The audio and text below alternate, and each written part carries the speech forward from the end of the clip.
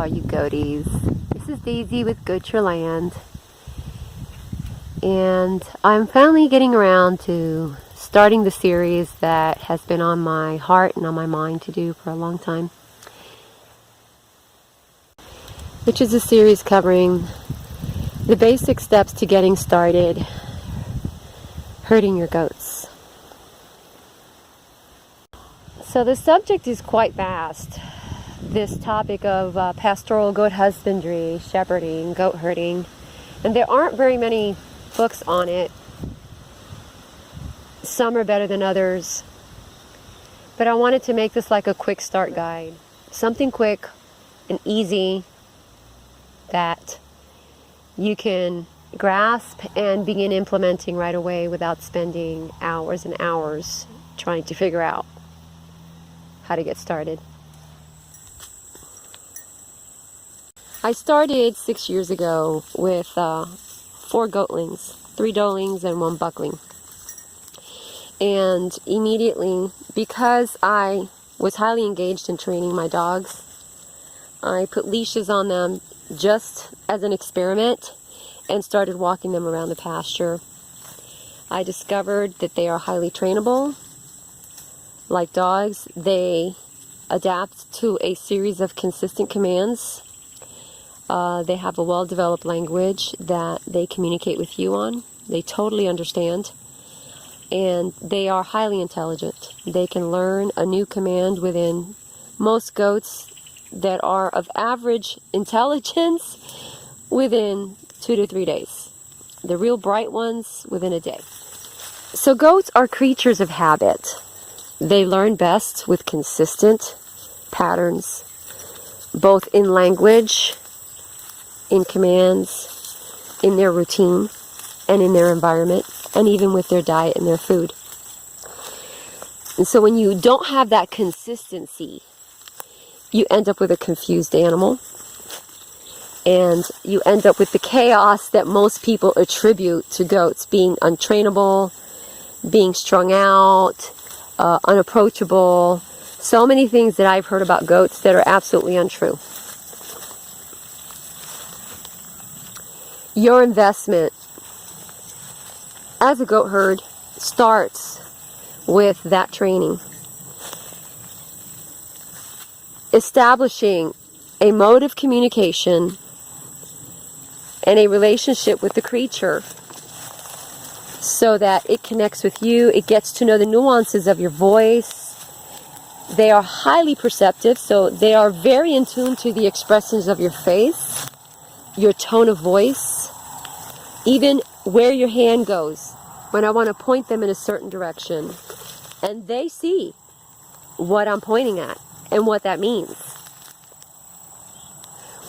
When you're out here, you really become in tune with your animals' hints and their messages to you. This particular doe, she's my herd matriarch. And she will even signal to me when she looks up towards a tree branch that's too high to tell me that she wants me to bring it down. There she is. She's telling me she wants some of this tree. When you use hand gestures in combination with words and tone, it becomes an even more powerful method of communication. And goats can totally engage in that system.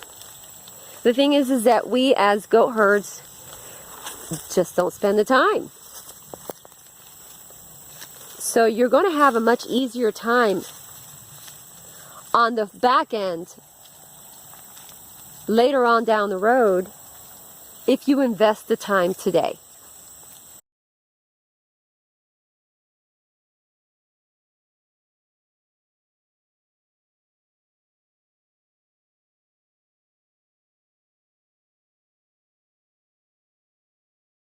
This isn't the kind of system where, you take a goat that's never been out in the woods by itself, never been out, on its own, and you just put it out there and, tie it to a tree and then you leave. That's not what this is. And this isn't a system where you take the same goat on another day and you remove the leash and you just let it go.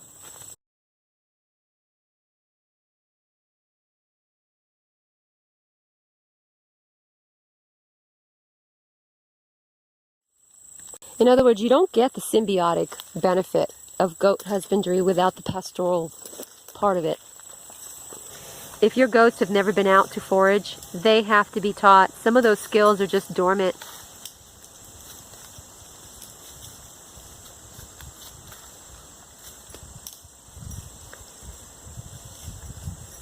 She's enjoying that. And she's learned to do her little ballet pirouette, like she's watched the older girls do it. Your goats are essentially sitting in a giant salad bowl that they get to meander through, pick, taste. And this kind of essential nourishment, you can't find this in a feed bag. They have need of a lot of essential nourishment that the bark of trees, the twigs, the leaves, seeds, flowers provides them. They have beautiful coats because of it, great body weight. They're healthy, they're happy. This is what they were designed to do. And if you don't have woods of your own, we're going to be talking about ways to find areas for your goats to be able to go out and forage. Stay tuned.